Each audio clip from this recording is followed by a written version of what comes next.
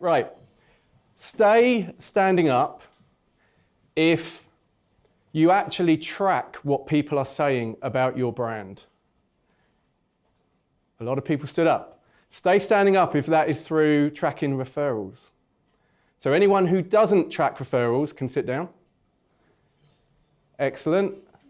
Sales team in the room, you know your targets. Okay, we're going to keep this going.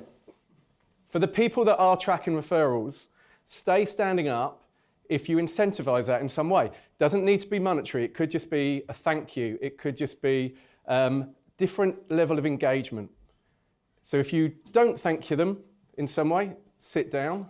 Still got a lot of people standing up. All right. So you're allowed to sit down now if you are identifying those customers, if you're not identifying those customers and using that customer knowledge to change your segmentation strategy in any way. So if anyone's not saying we're going to capture our tracked referrals and we're going to recognize those really great customers and we're going to use that to change how we segment. So we've still got some people stood up. This is good. See how far we go.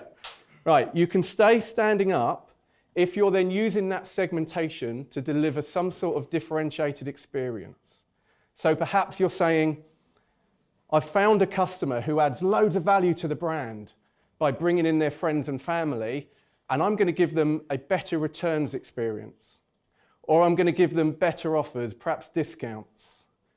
You can stay stood up if you're doing that. Anyone still? Okay.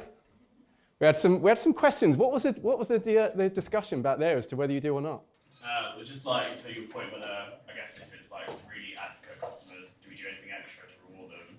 I guess at that point we don't work on that yet, if that makes sense. Say for example, why in terms of your career isn't like, say for a really good customer refers like 5 friends, to treat them something special. I could be wrong here, but I feel like we don't do that. Okay, that's good. I like the word yet though in what you just said. That's very good. Nick, you've tried to sit down too quickly, buddy. You were the last one up, so you've got to stand up. No, I was sitting down for the same reason that they were actually. It's a yet answer. Okay, all right, fine. Okay, right, the purpose of that was not just for me to have a little bit of fun. It was, firstly, to kind of start to highlight the opportunity that we're going to go through in a moment. And hopefully, as you went through that exercise and you're still seeing people stood up and you're developing a little bit of FOMO, you're thinking, actually, that makes quite a lot of sense, actually. We should be doing things like that. The second reason I did that was very much to illustrate the change that Mench and me have gone through, our own evolution as a solution provider. Our heritage, as Mark rightly said, is best-in-class referral, but where we've grown is by harnessing the power of the data to be able to identify and nurture your brand advocates and help you grow your business based on that level of advocacy that you will have from some of your customer base.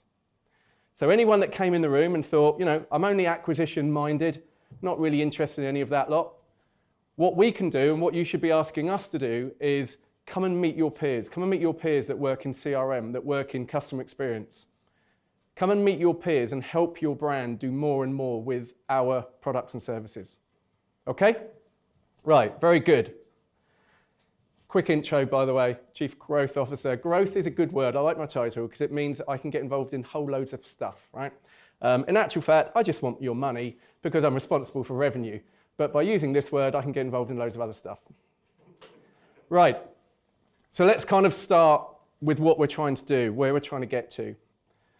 As a brand, what you will need is a set of loyal customers that will keep coming back to buy more, that will come back more frequently, and that ideally will tell their customers. This is utopian state. This is what ideally you all want as brand marketers, as e-commerce experts, as digital experts. But the reality is, it's just not very easy. It's also not easy where that is compared to where the screen is, so I'm going to have to keep walking around. Right, it's not very easy because there's a lot of competition. We're in the age of the customer. Everyone knows that there's a lot of competition out there, not just in terms of your direct competitors that have rival choice of offerings, but also other competitors that want that wallet share. They want that discretional spend from your customers. They want that spent on them. And there's a load of noisy promotions out there that can blind people, that can distract people. Those noisy promotions mean that you're giving away some of your profitability, some of your margin, by having to provide discounts on a whole load of things that perhaps you shouldn't need to. Even worse, it can manifest itself as needing to reacquire these customers. So they've come to your brand, they might have bought once, they're happy with their product, but you haven't engaged them. They haven't built that loyalty yet. So now to get them to come back, you're having to pay again. Paid media, paid social is getting more and more expensive. And the problem with this is it starts to impact a number of KPIs that we are seeing more frequently across our customer base. It's increasingly less about grow at all costs, less about CPA, and more around how do we become profitable? How do we drive that incremental revenue? So think about it a different way. What if you could actually harness your brand fans? So the cohort of people that love your brand, they love your brand in terms of what it stands for. They love your brand in terms of the quality, the service, the product range. It could be one or many of those things, but they love your brand. What if you could harness these folks and focus on giving them a compelling experience and using those folks to actually grow your brand organically with you by finding other people that look like them? And to put this into context, this is a real example. So I said at the start, we think about data. Mention Me does something very clever because when someone's interacting with referral, we capture the relationship between the referrer and the referee. So the referrer is the person that makes the referral. The referee, in case anyone didn't know, is the person that gets referred. So we keep those relationships and we keep those ad infinitum. So in our data, instead of just looking at one dot, which might represent someone's individual revenue, so the money that they're spending directly on the brand, we can piece together these huge networks. So what might have started as one customer referring one person or a couple of people, those people then refer, and they then refer again. And we know the data. You spend 11 times more when you've been referred, you're 5 times more likely to refer someone else. So these organic networks build, and you start to understand different things about these customers. So you might see the little pink dot as someone who has spent a smallish amount of money over a period of time. In this particular example, this person's individual revenue is £216, but their network impact over time, compounding year on year, is huge, but is probably a data point that you guys might not see. So you might segment me differently. You might think, actually, Darren's not that valuable. So we just give him the average experience, no real differentiation. He doesn't spend enough with us. When actually my network value might be huge. And we think of this network value as the extended customer revenue that your customers are providing for you. You all stood up when I said if you think you have a brand or a product or service that people talk about, you all stood up or stood up. So you know this is happening. And when you know this is happening and you use our capabilities, we enable you to identify, nurture, and activate based on this data. Activate means how can you use that to drive different segmentation? How can you use it to drive different outbound cadence? Maybe occasionally we find a brand that sends lots of emails. Anyone here send lots of emails to the brand? Honesty? All right, very good. Occasionally you might want to suppress 1 or 2 of those emails for no other reason that you've found someone that's built out a network of referral and has got an extended customer revenue value that's really high. So do we really need to send that one email, which we're guessing might be interesting to that person, but might not be? Yeah, so there's lots of things that you can do when you start to understand your brand advocates. So this is brand new. We are relaunching, is that the right word, next month in our customer. Has anyone signed up for our customer forum yet? Yeah, a few nods. If you haven't, you're going to see a competition later on today. We are relaunching, rebranding, Customer Advocacy Intelligence Platform. We're moving way beyond our heritage of just referral. We're enabling you to use the experience that we've built over a significant amount of time around referral and the behaviors of people that interact with referral and the organic nature of referral that builds those networks. We're enabling you guys to actually do way more in terms of recognizing those individuals and harnessing them to do more good for your brand. And when we say about way more, we think of advocacy signals as being quite a range of things. So referral might be the utopian state. At that point, someone is willing to go to their family member, their friend, perhaps their work colleague and say, you really need to check out this brand. The service is off the charts.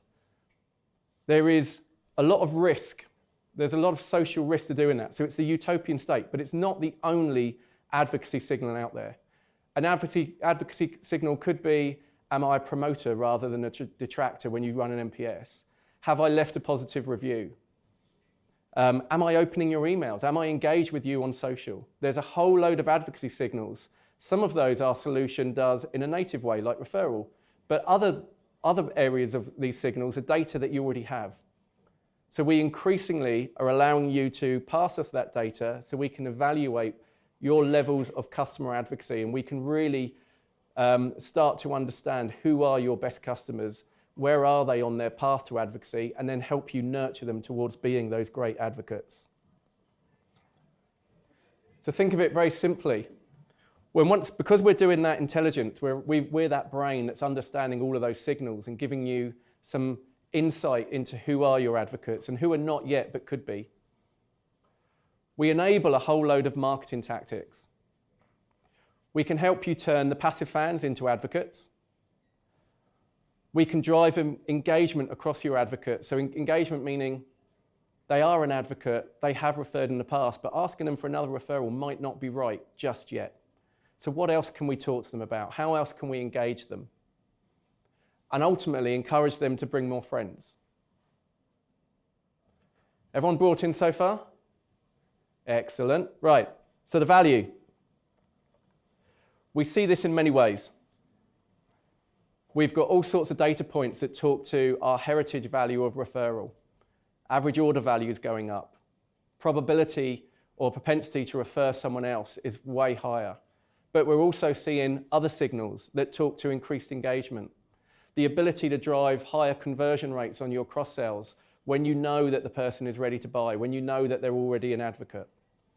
There's a whole load of data points, which again, we're going to talk more about later today, and also in our customer event next month. But ultimately, increased AOV, repeat rate, overall engagement, marketing efficiency. You're not going out there and repurchasing another customer.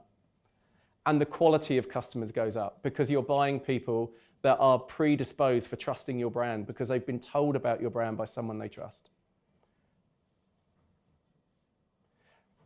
And the economic impact of this is really significant. So here's an example, Airbnb and Expedia, and it's a real example.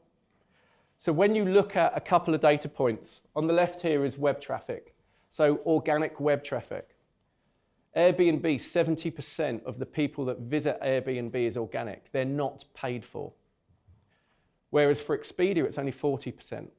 So if Expedia want to compete, they've got a 30% gap that they have to then go and invest more money. And when you think about how your marketing budgets are derived in terms of probably some sort of percentage against revenue or profits, they can't compete. So Airbnb are in an enviable position that they don't have to go out and buy customers. How that changes to actually the bottom line when you look at EBITDA and the valuation of the companies, they're 3 times more valuable. And they're 3 times more valuable because everyone knows that they don't have to go and buy customers.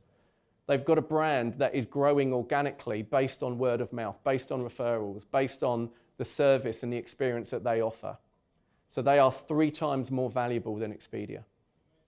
The economic impact of growing your customer base organically is huge. So think about it like this. You've got 2 strategies when you're thinking about how to grow your business, how to drive towards profitability. You've got paid growth, which is typically CPA driven. We're less interested in that. You've got earned growth, which is how do you treat your customer base differently? How do you identify your brand fans? How do you nurture others to becoming brand fans? And how do you then use the sum of the parts to keep acquiring better quality in the first place? So think about, as a takeaway, think about what does your brand do towards trying to earn their growth as opposed to paying for their growth. And we'll leave you with a couple of quotes.